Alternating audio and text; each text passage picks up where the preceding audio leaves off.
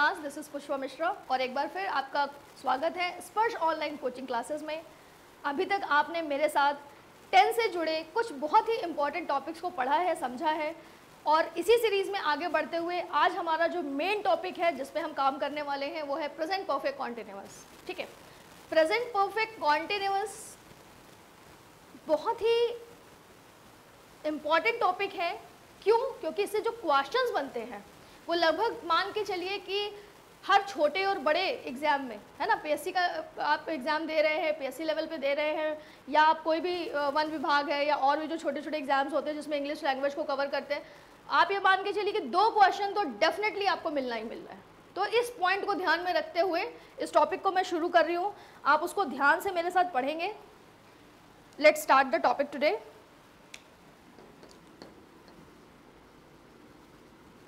Present perfect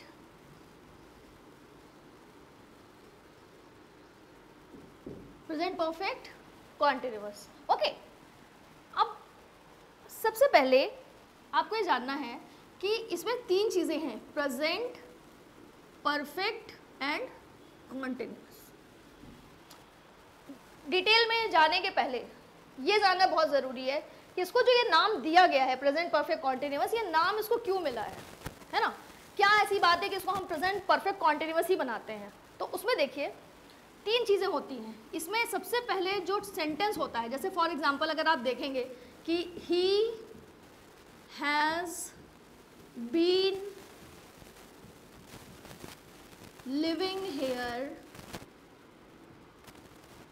since 2005। ठीक है, he has been living here since 2005।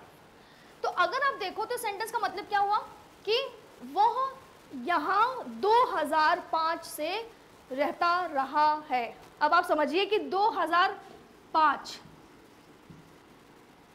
आज 2005 नहीं है, 2005 से वो रहता रहा है। ठीक है, तो 2005 का मतलब ये हुआ कि पास्ट।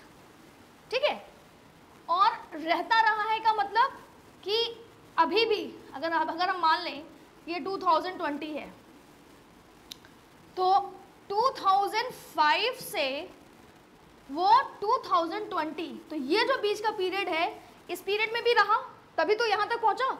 तो पास्ट, प्रेजेंट और बेसिकली रनिंग प्रेजेंट, ये आप इसको ऐसे मान सकते हैं कि ये जो है ये हो गया पास्ट, ठीक है, एंड रनिंग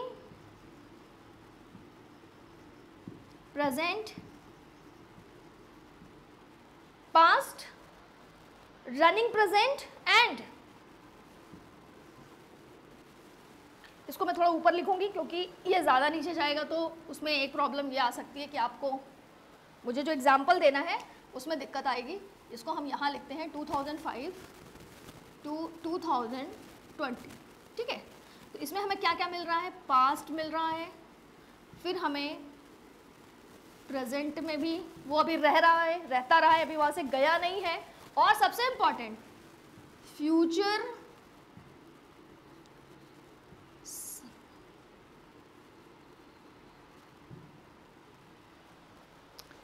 सपोजली। अब सपोज करिए कि अभी खाली नहीं करने वाला है, अभी कोई ऐसी उसकी मंशा नहीं है कि हमें यहाँ से चले जाना है, मूव करना है। ठीक है, सो past, present and future supposedly. So basically ये तीनों को जो कवर करता है, तीनों के काम का मिक्स जो रिजल्ट मिलता है वो है present perfect continuous. Present perfect continuous. ठीक है, तो प्रेजेंट परफेक्ट, देखो हमें इतना डिटेल में क्यों जाना है पहले वो समझिए, क्योंकि अगर आपको ये नहीं पता है कि हम जो पढ़ रहे हैं वो फ्रूटफुल किस तरह है। आपको अगर बता दूं कि इसमें से जो क्वेश्चंस बनेंगे वो तो आपको ऑलरेडी प्रिपेयर करने हैं, इसके अलावा जो आपका ट्रांसलेशन बेस्ड क्वेश्चन आता है कई एग्जामों में, है ना, ट्रांसलेशन के लिए एक पैसेज दे दिया गया, उसको आपको ट्रांसलेट करना है, तो आपको कैसे पता चलेगा कि इसमें मुझे किस टेंस से इसको बनाना है? तो अगर आपको ऐसा लगता है कि ये सेंटेंस में जो एक्शन हो रहा है, जो हैपनिंग है, वो पास्ट से शुरू हुई, प्रेजेंट में अभी भी चल रही है, वो काम अभी भी हो रहा है और आगे भी चलते रहने की संभावना है कुछ समय तक। ऐसा अनुमान लगाया जा सकता है कि वो आगे भी थोड़े समय तक होता रहेगा। ठीक है, तो हम क्या बोल सकते हैं? Present perfect continuous. He has been working in this office since 2001। तो ही हैज बीन वर्किंग यानी वो करता रहा है। कब से कर रहा है? 2001 से कर रहा है। ठीक है, और 2001 से कर रहा है यानी 2000 हो गया पास्ट, कर रहा है इज रनिंग प्रेजेंट, और ऐसा रिजाइन कर देगा ऐसा कोई अभी हमारे पास इंफॉर्मेशन नहीं है, तो फ्यूचर में भी सपोजली वो करता रहेगा। तो इन तीन चीजों को पहले अपने दिमाग में अच्छे से बैठाइए कि फ्यूचर तक जो काम चलेगा, चलने की संभावना है, चल सकता है, ऐसा लगता है कि और भी थोड़े समय तक फ्यूचर में चलता रह सकता है, तो प्रेजेंट परफेक्ट कॉन्टिन्यूअस। ये तो हुई सेंटेंस की पहचान, है ना, जो कि बहुत इंपॉर्टेंट है। अब आप बिल्कुल ध्यान से देखिए कि ये जो सेंटेंस मैंने आपके सामने लिखा, अब ये जो सेंटेंस आपके सामने है, इसमें जो क्वेश्चन बनता है कॉम्पिटिटिव एग्जाम में, वो बेसिकली बनता है यहां से। बिल्कुल ध्यान से देखिए। एक्चुअली प्रेजेंट परफेक्ट कॉन्टिन्यूअस में दो टर्म यूज होते हैं, सिंस और फॉर। क्या यूज होता है? सिंस और फॉर। तो ये जो सिंस और फॉर वाला एरिया है, यहां से क्वेश्चन बनते हैं। क्यों बनते हैं?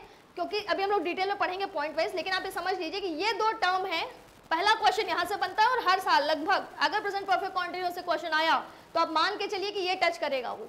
ठीक है, नेक्स्ट। अब आप इधर देखिए, इधर आ जाइए। ये जो आपको दिखाई दे रहा है बहुत ही इंपॉर्टेंट चीज है ये। कॉमन एरर में भी यहां से क्वेश्चन बनता है, क्योंकि यही हैज बीन हमको पैसिव में भी मिलता है, लेकिन वहां टर्म्स एंड कंडीशन अलग होती है। एक्टिव से पैसिव, अभी मैं जब आप मेरे साथ डिटेल में पढ़ेंगे टॉपिक वाइज तो आपको पता चलेगा। यही हैज बीन हम वॉइस में भी यूज करते हैं, और जब हम वॉइस में यूज करते हैं तो इसी बीन के बाद हम यहाँ वर्ब की थर्ड फॉर्म लगाते हैं। लेकिन अगर वो सेंटेंस एक्टिव में है, बिल्कुल ध्यान से सुनिएगा, क्योंकि क्वेश्चन आता ही मर्ज करके है। Do you understand? तो हैज बीन के साथ एक्टिव केस में, अगर सेंटेंस एक्टिव केस में है तो आपका ये कौन सा फॉर्म लगेगा? वर्ब की फर्स्ट फॉर्म में आईएनजी लगेगा। ये बिल्कुल यहाँ पे बिठा लेना है आपको। और अगर सेंटेंस पैसिव केस में है तो फिर ये थर्ड फॉर्म हो जाएगा। तो जो दूसरा क्वेश्चन बनता है वो इस एरिया से बनता है, ये यहां से। एक ये बन सकता है कि आपको हैज बीन दे दिया और आपसे पूछे कि आप श्योर होइए कि ये जो है थर्ड फॉर्म में रहेगा क्या आईएनजी में रहेगा। तो वैसे तो ये आपको आइडेंटिफाई करने का क्वेश्चन हो गया कि सेंटेंस एक्टिव केस में है कि पैसिव में। पहले तो आप ये पहचानिए। क्यों? क्योंकि टेंस का क्वेश्चन है, लेकिन मिला किसके साथ दिया? वॉइस के साथ। क्लियर? तो एक क्वेश्चन यहाँ के रिलेशन से बनता है, जिसमें स्टूडेंट का काम ये हो जाता है कि उसको ये पहचानना है कि सेंटेंस का स्टेटस एक्टिव है या पैसिव है। अगर एक्टिव है तो कोई डाउट ही नहीं है कि हैज बीन के साथ हमको वर्ब की फर्स्ट फॉर्म में आईएनजी लगाना है, क्योंकि वो प्रेजेंट परफेक्ट कॉन्टिन्यूअस हो गया। ठीक है, अगर वो पैसिव स्टेटमेंट है, पैसिव केस है, तो फिर तो किसी भी हाल में यहाँ थर्ड फॉर्म के सिवा कुछ आ नहीं सकता। तो ये हो गया आइडेंटिफिकेशन का क्वेश्चन। ठीक है, तो बेसिकली इस तरह से यहाँ से क्वेश्चंस बनते हैं। एक और मामूली सा क्वेश्चन बनता है जो कि बिल्कुल सिली है, लेकिन कई बार क्या होता है कि हर बार आपको सही तो मिलेगा नहीं, हर बार आपको रॉन्ग तो मिलेगा नहीं। कई बार आपके सामने ऐसे नेगेटिव वर्ड्स डाल दिए जाते हैं, ऐसे नाउन या प्रोनाउन, नाउन स्पेशली डाल दिए जाते हैं, जहाँ ये पहचानने में मुश्किल आती है कि वो सिंगुलर है कि प्लूरल है। एक क्वेश्चन यहाँ से बनता है, जब आपको ये श्योर करना होता है कि ये जो पर्टिकुलर नाउन यूज हुआ है, सपोज अगर मैं यहाँ पे लिख दूं जूरी, आगे मत जाइए क्योंकि जूरी से वो सेंटेंस मैच नहीं करेगा। मैं I am just telling you example. Jury एक नाउन है, लेकिन ज्यूरी के केस में स्टूडेंट के लिए, कैंडिडेट के लिए कई बार ये मुश्किल हो जाती है कि उसको ये कंफ्यूजन हो जाता है कि हम ज्यूरी के साथ हैज लगाएं कि हैव लगाएं। ठीक है, तो आप अपने दिमाग में एक चीज अच्छे से क्लियर कर लीजिए कि क्वेश्चन कई हिस्सों से बनता है, किसी एक सेट रूल पे नहीं चलता। हमें आइडेंटिफाई करना है कि इस बार उसमें क्या चीज इंपॉर्टेंट है। जैसे हो सकता है डायरेक्ट क्वेश्चन पूछ ले सेंस फॉर के यूज पर, या पूछ ले एक्टिव पैसिव आइडेंटिफाई करने पर, टेंस वो भी है लेकिन उसमें क्या मिक्स हो गया, एक्टिव पैसिव। अगर वो एक्टिव है तो वो टेंस के हिसाब से फॉलो होगा, अगर वो पैसिव है तो वॉइस के हिसाब से फॉलो होगा, ठीक है। तो वो एक स्टेटस वो हो गया। और ये एक हो गया कि जहाँ पर स्टूडेंट को ये यूज़ करना है, ये स्पेशली हैज़ और हैव, तो उस यहाँ हैज़ या हैव लगाने के लिए उसको ये आइडेंटिफाई करना पड़ेगा कि जो नाउन उसको सामने दिया गया है उसका स्टेटस क्या है, सिंगुलर है कि प्लूरल है। जैसे ही वो ये क्लियर करेगा तो यहाँ पे लगा लेगा, क्योंकि हर बार आपको राम और ही नहीं मिलता। तो ये मैं आपको ये बताने की कोशिश कर रही थी कि ये जो हम इतना टाइम इसमें इन्वेस्ट करने जा रहे हैं प्रेजेंट परफेक्ट कॉन्टिन्यूअस में, ये आपको देगा क्या, कितने तरह के क्वेश्चन करने में आपको हेल्प करेगा। और मैं समझती हूँ कि आपको समझ में आ गया होगा कि this is of course a very important topic, so we have to start it very with a piece of mind and with 100% attention. So let's start the topic once again.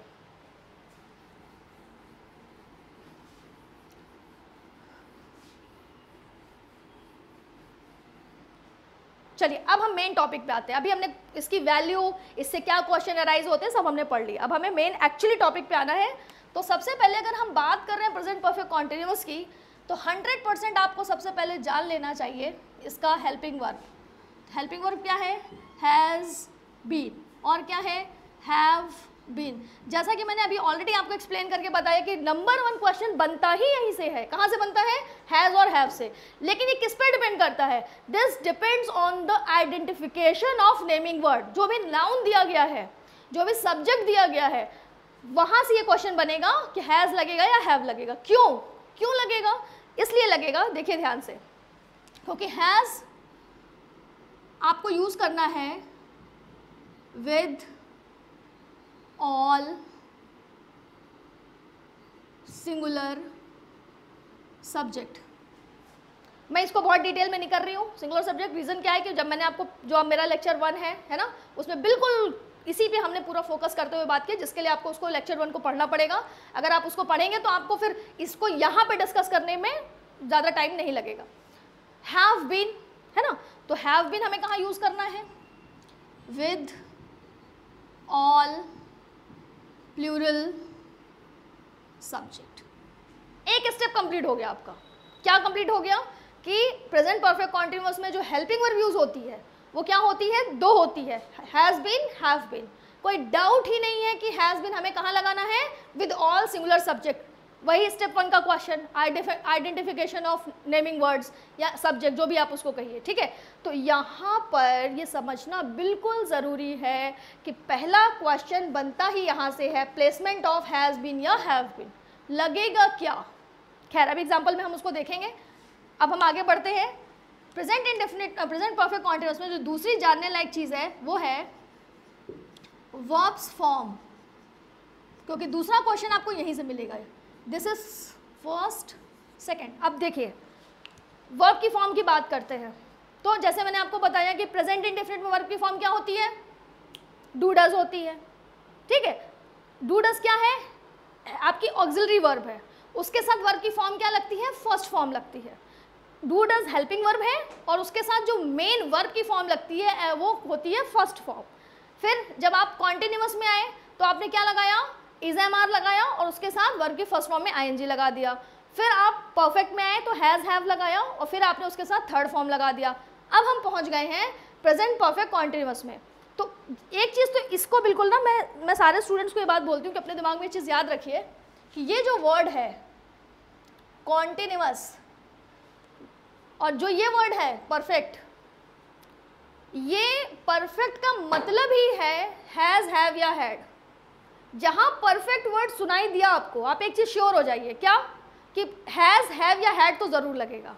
अगर प्रेजेंट है तो हैज़ हैव लगेगा, अगर past है तो had लगेगा, ठीक है, लेकिन लगेगा ज़रूर। अच्छा, कॉन्टिन्यूअस का मतलब ही होता है लगातार, मूविंग ऑन।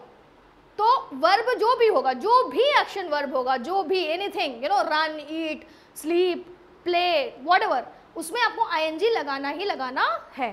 तो आप इसको ये देखिए यहाँ पे वर्ब की जो फॉर्म है वो क्या होगी, आप इसको इस तरह से लिख सकते हैं, first form plus ING, first form plus ING. तो first just 1 minute, I think I have some,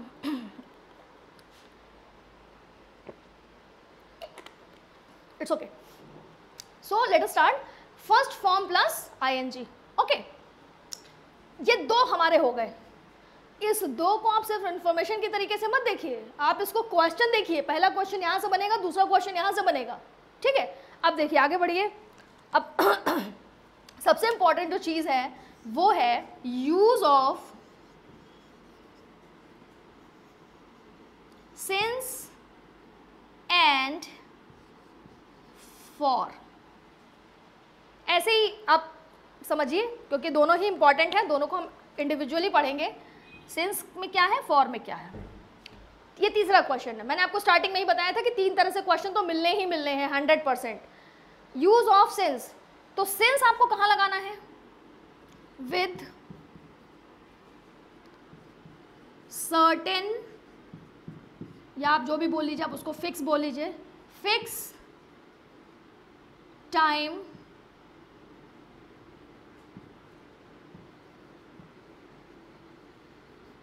period.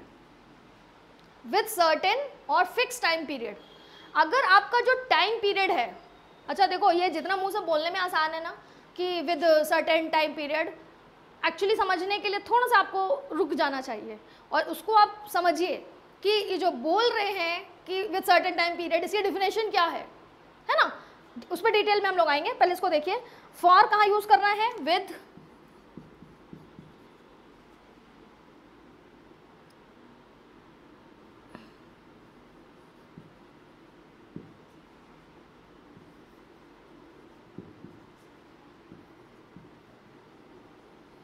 पहले तो इस चीज़ को एकदम अपने दिमाग में क्लियर करना है और इसको इस तरह से क्लियर करना है. देखिए ध्यान से, विद, यहाँ इंपॉर्टेंट है सर्टेन, यहाँ इंपॉर्टेंट है अनसर्टेन. इसी पे हमें बात करनी है. सोच के देखिए, जैसे मैंने आपको बोला कि मैं बचपन से ही बहुत लेबोरियस हूँ, तो बचपन से ही हर इंसान की लाइफ में बचपन जो पीरियड होता है वो कैसा होता है, फिक्स होता है. क्योंकि एक लिमिटेड टाइम तक को ही आप बचपन बोल सकते हो, उसके बाद फिर वो चेंज हो जाएगा, है ना. सो बेसिकली ये जो सर्टेन लिखा है ये हमेशा आपको 2005 2011 में नहीं मिलेगा. ये आपको मिल सकता है since long, since last night, since Monday, since January, since 2005. समझ आ रही बात. तो since is basically used with certain time period. Since 5 o'clock in the morning, fix हो गया. तो बेसिकली जब आपको टाइम पीरियड बिल्कुल फिक्स मिल रहा है ना, उसमें डाउट नहीं है, उसमें आगे पीछे होने की कोई चांसेस नहीं है, तो आप क्या यूज करेंगे, सिंस यूज करेंगे. और अगर आपको लगता है कि ये जो टाइम दिया है, जैसे कि I am waiting for you, I am waiting for you for 2 hours, तो 2 घंटे. अब कहाँ से, घड़ी में तो 24 हैं, 24 घंटे होते हैं दिन भर में. कौन से 2 घंटे, सुबह, दोपहर, शाम. दोपहर से वेट कर रहे हो, शाम से वेट कर रहे हो, nothing is clear. Okay, so for is basically for uncertain time period.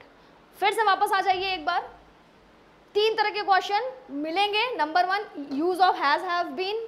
फिर वर्ब की फॉर्म, उसके साथ आपको देखना पड़ेगा कि सेंटेंस एक्टिव है तो वर्ब की फर्स्ट फॉर्म में एनजी लगेगा इसी हैज बीन के साथ. अगर पैसिव होगा तो तुरंत वो केस चेंज हो जाएगा, वो थर्ड फॉर्म हो जाएगा. ये आप तब सीखेंगे, फिलहाल जब आपको मैं वॉइस पढ़ाऊंगी. अभी के लिए आप ये मान के चलिए कि हैज बीन या हैव बीन के साथ आपको क्या लगाना है, वर्ब की फर्स्ट फॉर्म में आईएनजी लगाना ही लगाना है. ठीक है, फिर आपका आ गया सेंस ऑफ फॉर.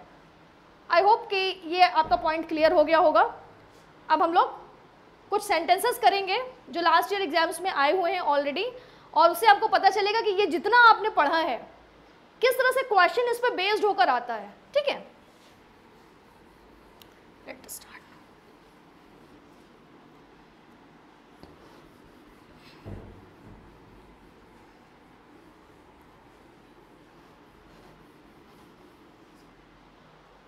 पहला क्वेश्चन।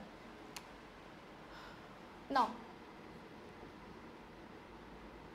एग्जाम्पल 1, ध्यान से देखेंगे। सपोज कि आपको क्वेश्चन आया, Ravi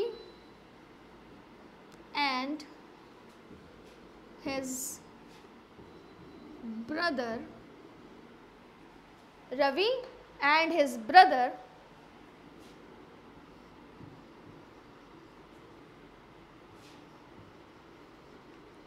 waiting for us since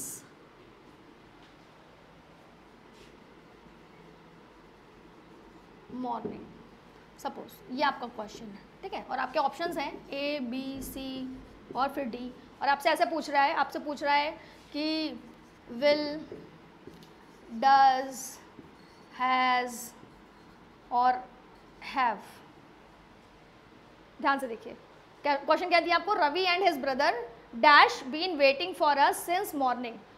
अब आपको तुरंत याद आ जाना चाहिए इसी समय या ऑप्शन देखते।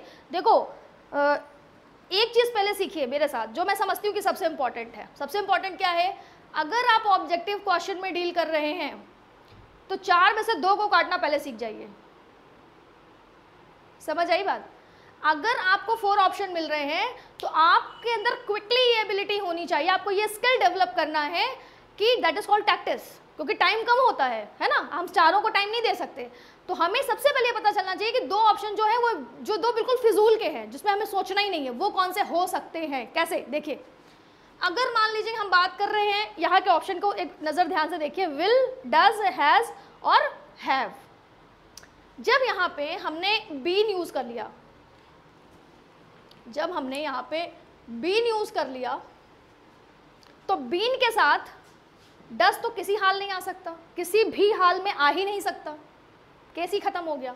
फिर आपने यहाँ पे सिंस यूज़ किया हुआ है, क्योंकि यहाँ पे बीन है और यहाँ सिंस है, तो ये बहुत स्ट्रॉन्ग सिम्टम मिल रहा है कि ये जो केस बन रहा है वो हैज़ और हैव का बन रहा है, तो ये भी बहुत फ्रूटफुल नहीं लग रहा है। तो बेसिकली ये 2 आपने काट लिया। ये कैसे काटा? प्रैक्टिस।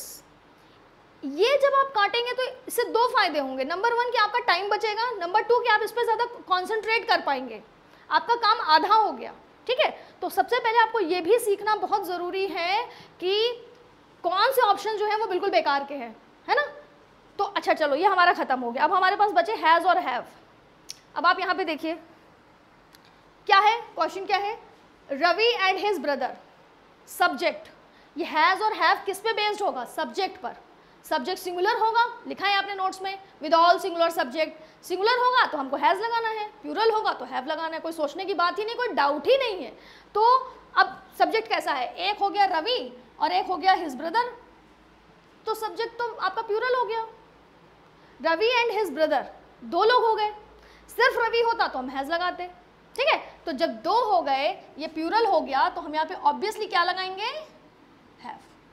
ये कितना ऑर्डिनरी सा क्वेश्चन है, it's just a regular one.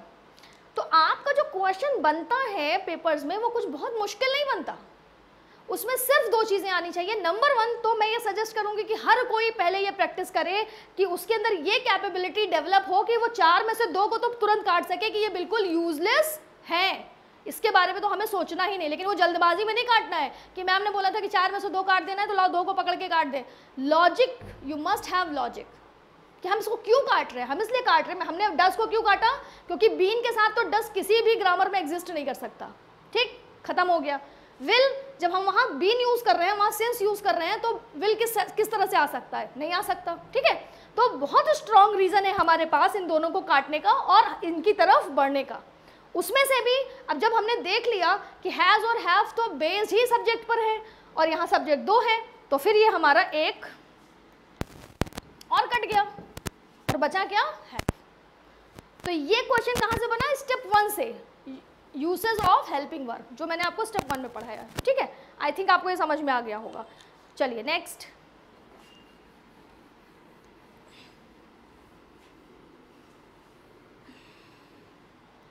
Question number 2। Question number 2 पे ध्यान दीजिए। Suppose he has been doing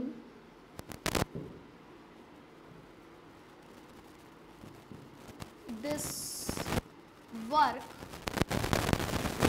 for 2005. Suppose ये आपका क्वेश्चन है, ठीक है। He has been doing this work for 2005। आपको ऑप्शन दे देते हैं वो लोग, ऑप्शन आपको ऐसे दे देते हैं,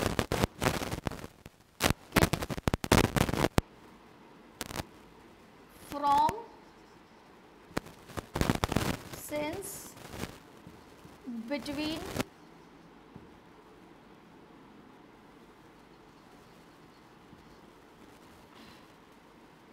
from, since, between and among.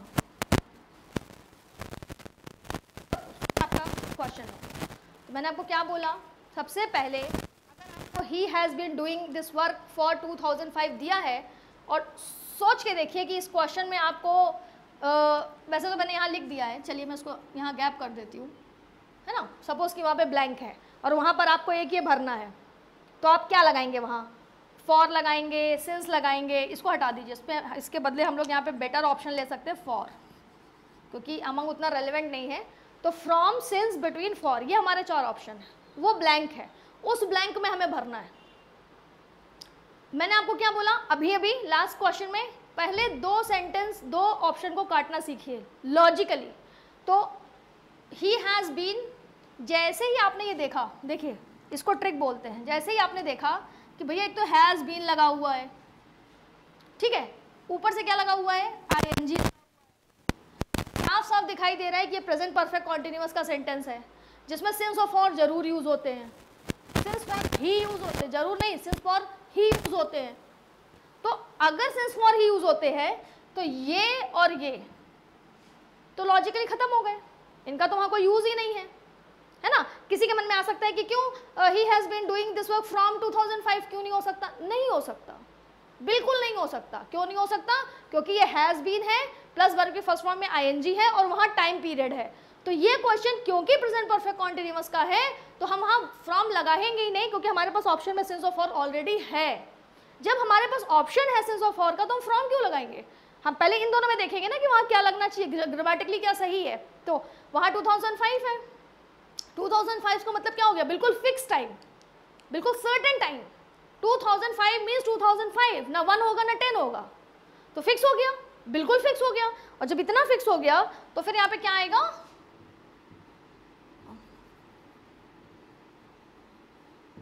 Since.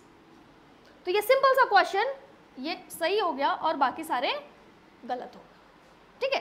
तो ये क्वेश्चन कहाँ से बना, वो step 3, use of since and for. तो इस तरह से आपको सिंपल सिंपल से क्वेश्चन पूछे जाएंगे, जो कि मैं समझती हूँ कि अगर आप इस तरह के 15-20 क्वेश्चन जो लास्ट ईयर पेपर में आए हैं, अगर एक बार उसको आप प्रॉपरली कर ले तो इस तरह के क्वेश्चन करना कोई बहुत बड़ी बात आपके लिए नहीं रहेगी, ठीक है। अब लास्ट क्वेश्चन आते हैं, क्योंकि एक क्वेश्चन अभी भी बचा है कि क्या क्वेश्चन आपसे पूछा जा सकता है। और मैं आपको बता दूं कि ये सब लास्ट ईयर क्वेश्चन आए हुए हैं, है ना।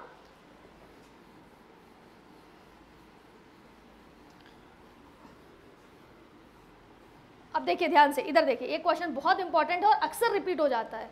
इधर देखिए ध्यान से, मान लीजिए आपका क्वेश्चन है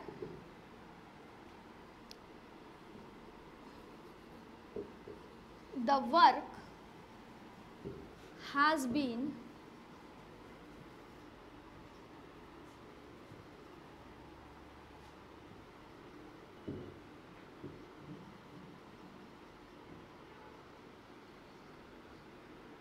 मंडे।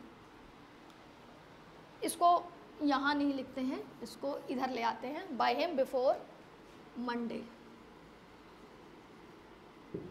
सेंटेंस को पहले ध्यान से पढ़िए, the work has been dash by him before Monday. मान लीजिए आपको ऑप्शन दे दिया, आपको ऑप्शन दे दिया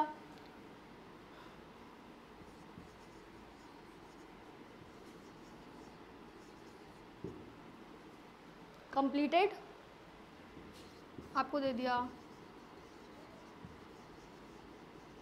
कंप्लीटिंग, सी दे दिया विल बी,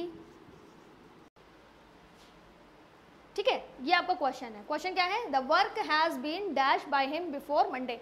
और मैं आपको याद दिला दूँ कि ये बहुत ही कॉमन टॉपिक है, बहुत ही क्वेश्चन इस पैटर्न पे आपसे पूछे जाते हैं, आप पूरा पेपर क्वेश्चन पेपर उठाकर देख लीजिए।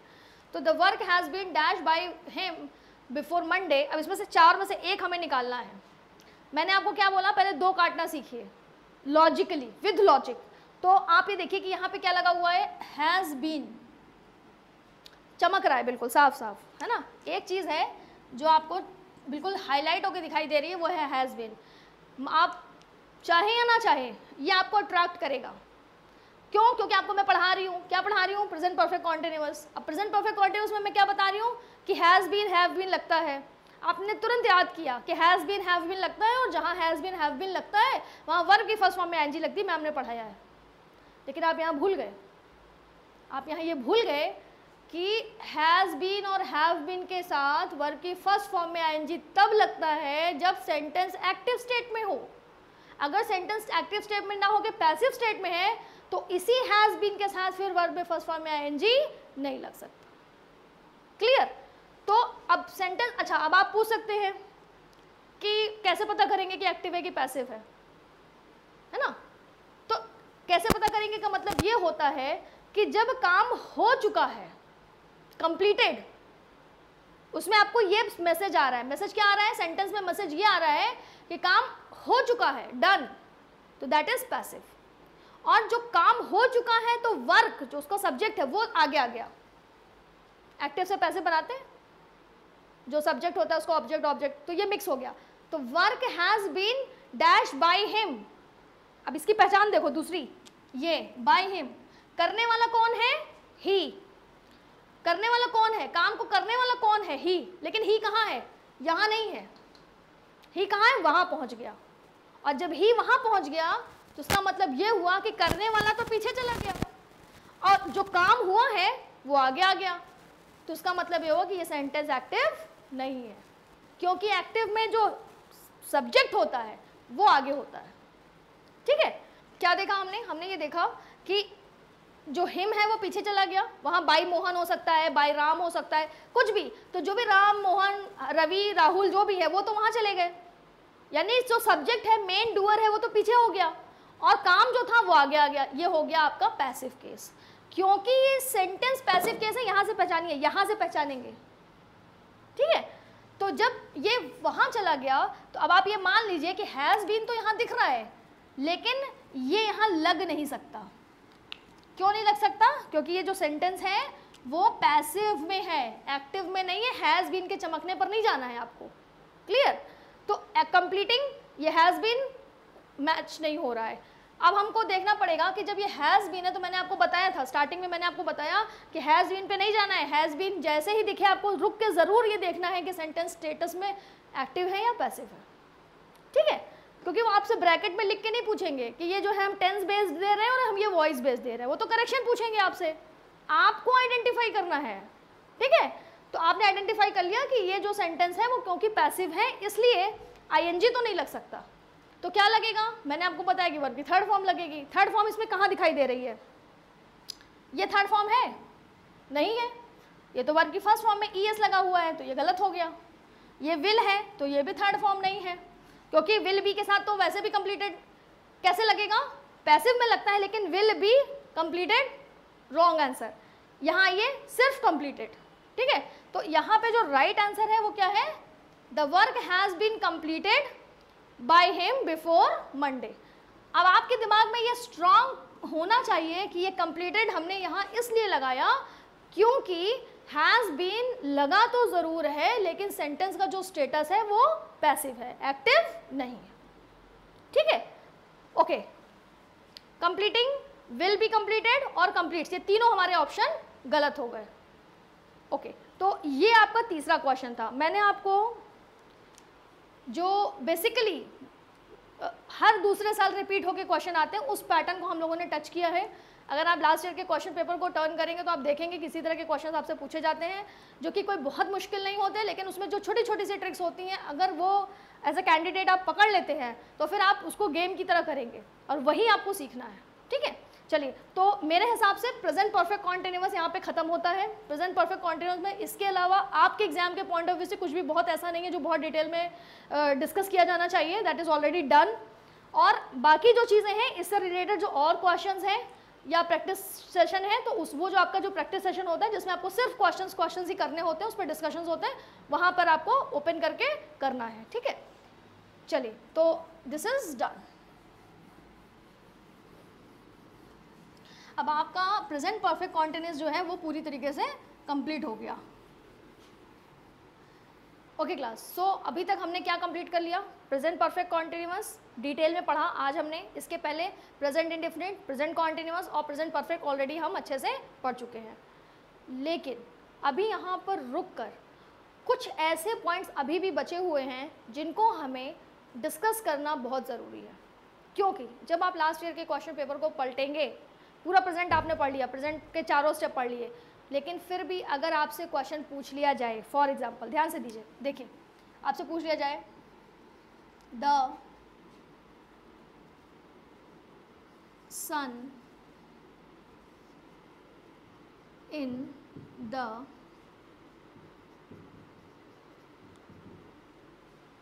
ठीक है, क्या पूछा आपसे? बहुत सिंपल सा क्वेश्चन पूछ लिया कि the sun dash in the east, और आपको ऑप्शन दे दिया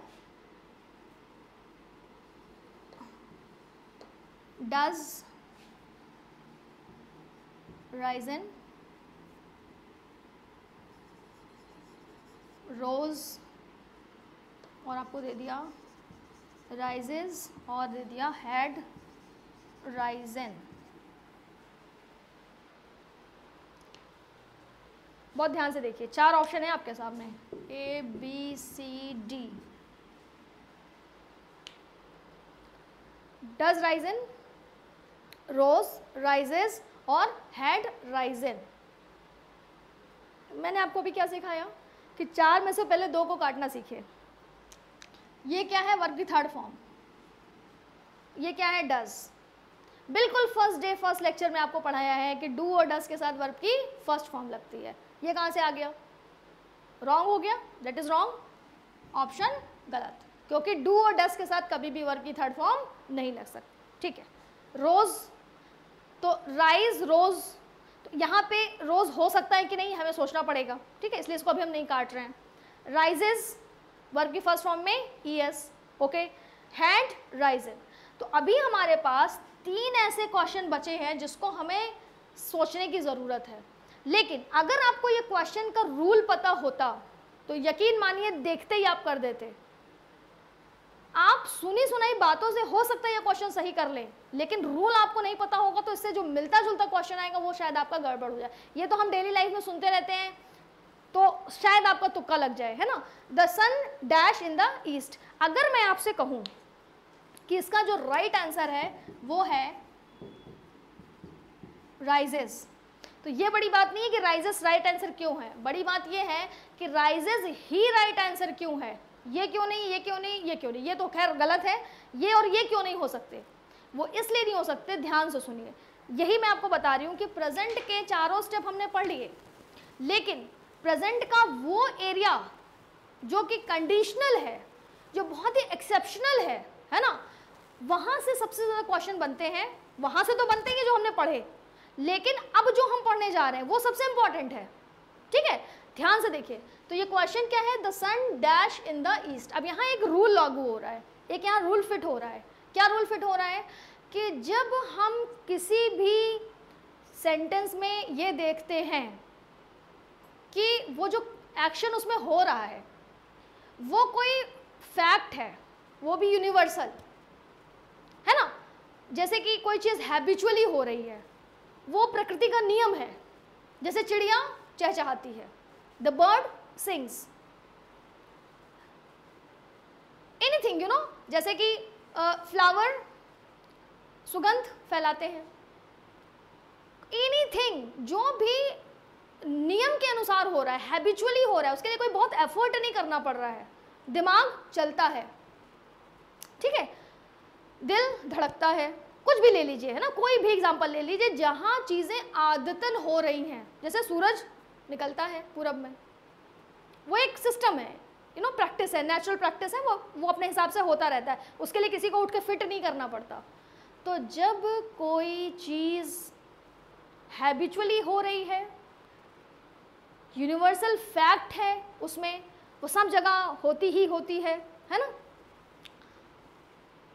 तो वो ऐसे सेंटेंसेस में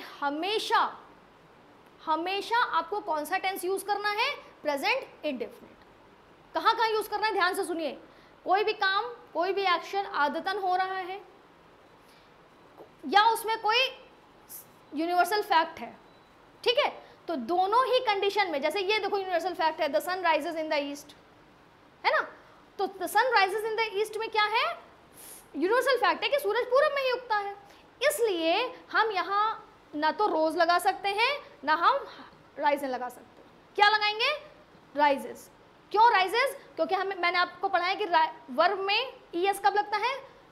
वर्ब की फर्स्ट फॉर्म में, प्रेजेंट इंडेफिनिट में, और हमें इस सेंटेंस में क्या लगाना है? सिर्फ और सिर्फ प्रेजेंट इंडेफिनिट लगाना है, और हम कुछ नहीं लगा सकते। क्यों नहीं लगा सकते? क्योंकि ये जो सेंटेंस है वो यूनिवर्सल फैक्ट पे बेस्ड है, इसलिए आंख बंद करके हमारा एक ही आंसर सही होगा, वो है राइजेस, ठीक है। क्यों? क्योंकि राइजेस का मतलब है प्रेजेंट इंडेफिनिट, वर्ब में एस का मतलब ही है प्रेजेंट इंडेफिनिट, ठीक है। ये हुई एक पॉइंट।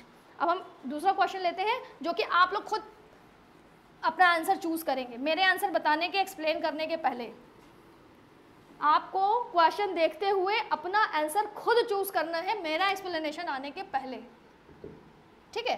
देखिए, मान लीजिए आपसे पूछा गया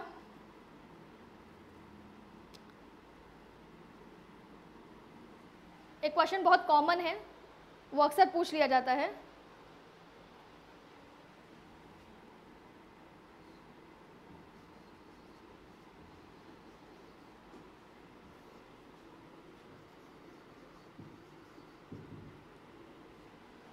the curd dash sweet. Option है आपका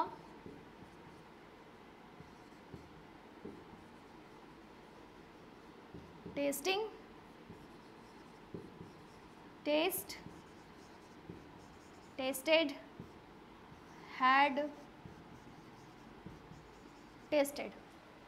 4 ऑप्शन है आपके पास।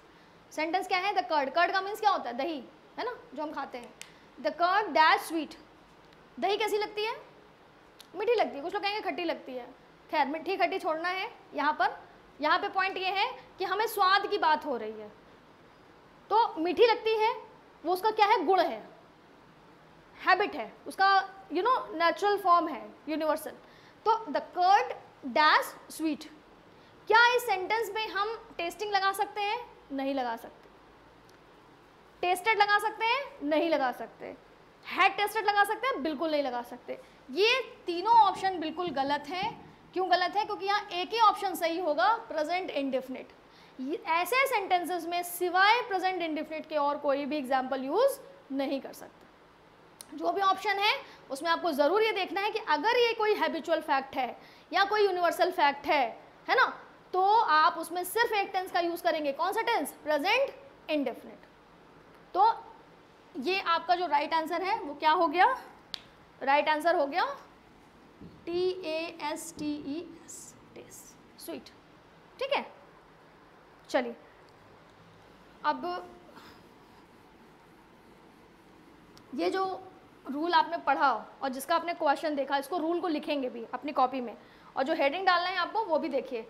आप अब जो आप पढ़ रहे हैं उसको हेडिंग कैसे डालना है और कैसे नोट करना है। कंडीशनल क्वेश्चंस बेस्ड ऑन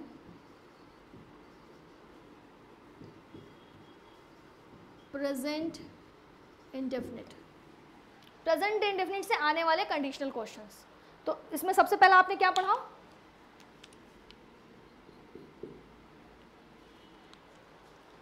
आपने पढ़ा if any sentence gives idea of habitual, habitual or universal happening, fine, universal happening, it will surely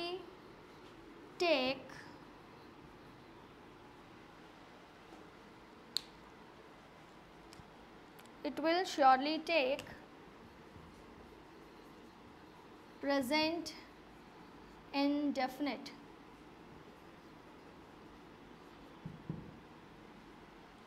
अब आप इसको देखिए, इसको आप इस तरह से अंडरलाइन करिए क्योंकि ये इंपॉर्टेंट चीज़ है।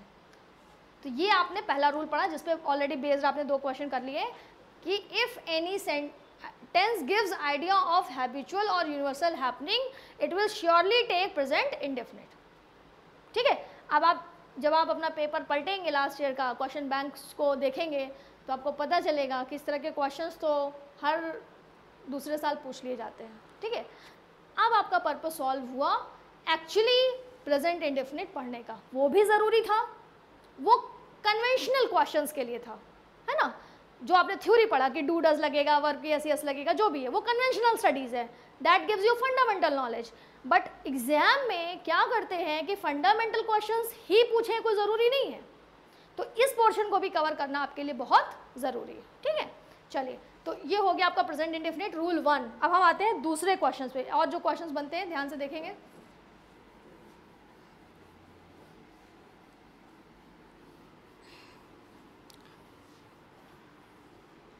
बहुत अच्छा क्वेश्चन है और पीएससी वगैरह में तो आप ये मान के चलिए कि बिल्कुल अगर मैं ऐसे बोलूँ ना कि रेगुलर क्वेश्चन है, एक आता ही आता है, 5 आए तो एक तो ये आपको मिलना ही मिलना है। तो उसको उसकी इंपॉर्टेंस को ध्यान में रखते हुए देखिए, इस क्वेश्चन को समझिए।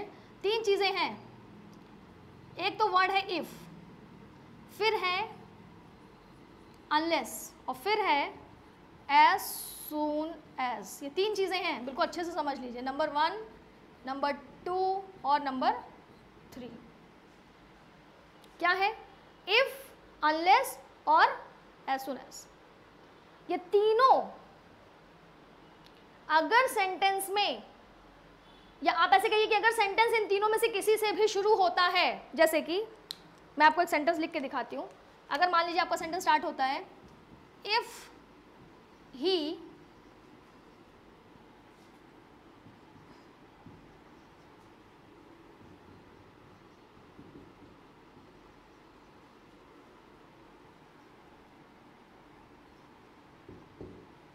देखिए ध्यान से, सेंटेंस को पहले पढ़िए और इस लेक्चर को खत्म होने के बाद पेपरों में ढूंढिएगा तो आपको पता चलेगा कि इसकी इंपॉर्टेंस क्या है। If he come to me I will help him, ये क्वेश्चन आपके सामने लिखा हुआ है, if he come to me I will help him. ठीक है, तो if he come to me I will help him का मतलब ये हुआ कि अगर ये क्वेश्चन हमारे पास आया है तो ये 2 तरीके से आएगा। एक तो ये आएगा कि इसमें कॉमन एरर पूछ सकता है आपसे, ठीक है, कि भैया ये एक सेंटेंस है इसमें करेक्शन रिमूव करिए, ओके। या फिर ऐसा हो सकता है कि आपको यहाँ पर कुछ ऐसा ब्लैंक टाइप का दे दे और आपको 4 ऑप्शन दे दे, ठीक है। तो सपोज करिए कि आपको ऑप्शन दे दिया, आपको दे दिया कम, केम, कम्स और विल कम, ऐसे दे दिया आपको, ठीक है। तो अब आपको ये डैश भरना है।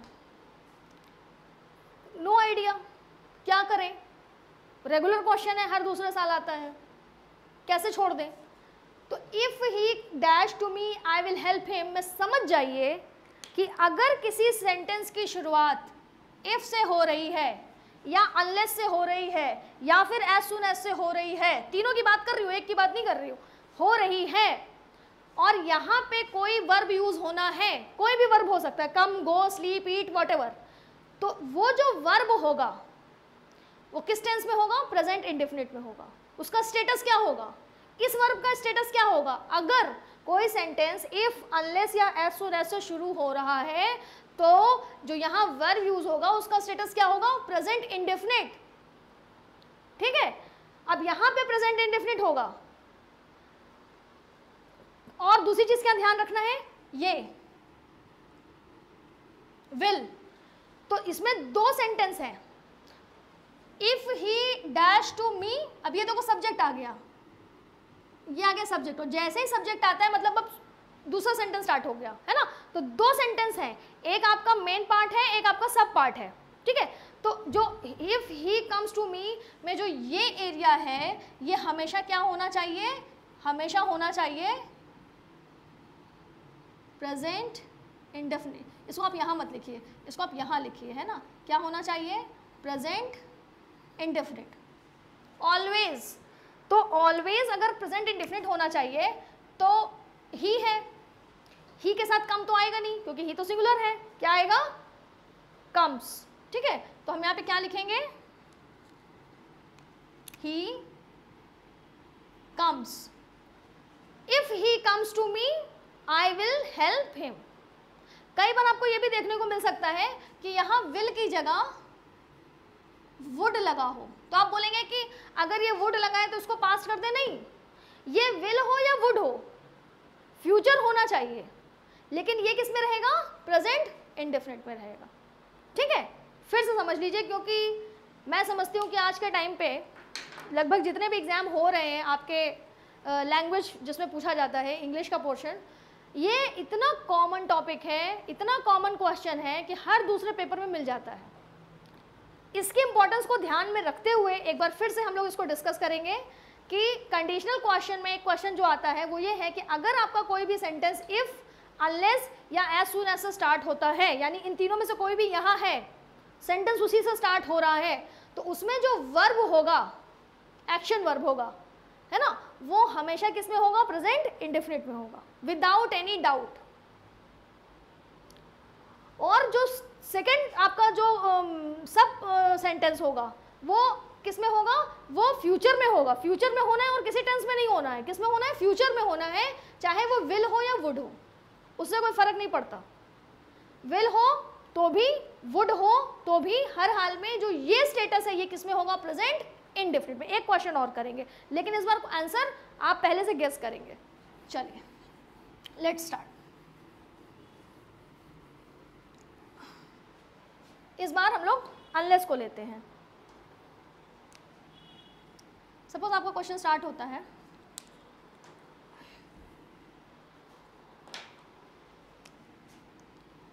unless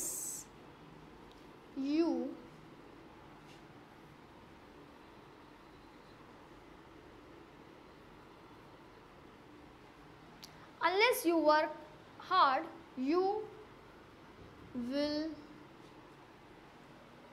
not pass, ठीक है। सपोज देखो यहाँ एक क्वेश्चन और बनता है, लेकिन वो एक्चुअली ये टॉपिक नहीं है, वो जब मैं आपको कंजक्शन पढ़ाऊंगी तब डिटेल में पढ़ाऊंगी, वरना अनलेस कंजक्शन भी है तो उससे एक क्वेश्चन और भी बनता है, वो कंजक्शन का क्वेश्चन है एक्चुअली, तो वो हम कंजक्शन जब पढ़ेंगे तब पढ़ेंगे।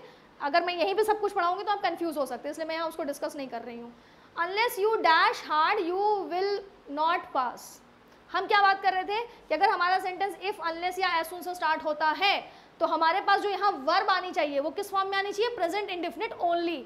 अच्छा, यहाँ फ्यूचर है, डन। अब हमारे पास मान लीजिए, सोच के देखिए कि आपके पास ऑप्शन है, क्या ऑप्शन है, वर्कड, वर्क, वर्क्स एंड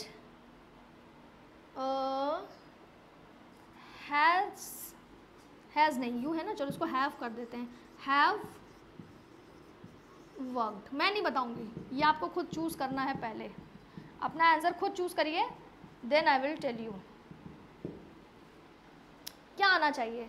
मैंने पढ़ा दिया आपको कि अनलेस से सेंटेंस स्टार्ट हो रहा है तो यहाँ जो भी वर्ब आएगी उसका स्टेटस क्या होना चाहिए, प्रेजेंट इंडेफिनिट। पहचानिए इसमें से प्रेजेंट इंडेफिनिट, ऑफ कोर्स। अब अगर हम प्रेजेंट इंडेफिनिट की बात करें तो ये तो खत्म हो गया, क्योंकि ये तो पास्ट सेकेंड फॉर्म है, वर्कड हो गया ना, तो ये तो खत्म हो गया, ये तो प्रेजेंट रहा ही नहीं, और ये भी नहीं रहा क्योंकि ये तो हैव लग गया, है ना, तो ये दोनों तो वैसे ही खत्म हो गए। जो मैंने आपको बताया कि दो क्वेश्चन को काटना सीखिए, दो ऑप्शन को, तो आपने काट दिया।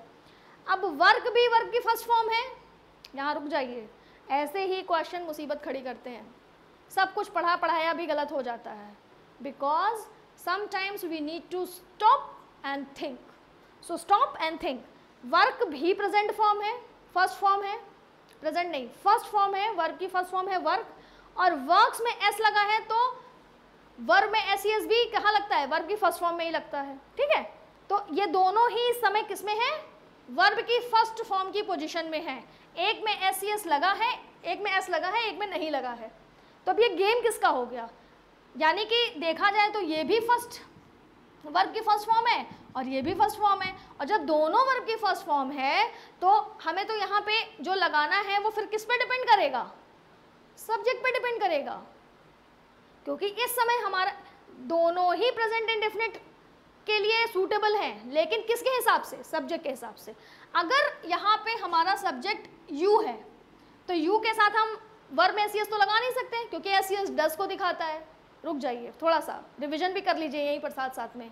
डस किसके साथ लगता है, सिंगुलर सब्जेक्ट के साथ। वर्ब में एस किस चीज़ को दिखाता है, डस को दिखाता है।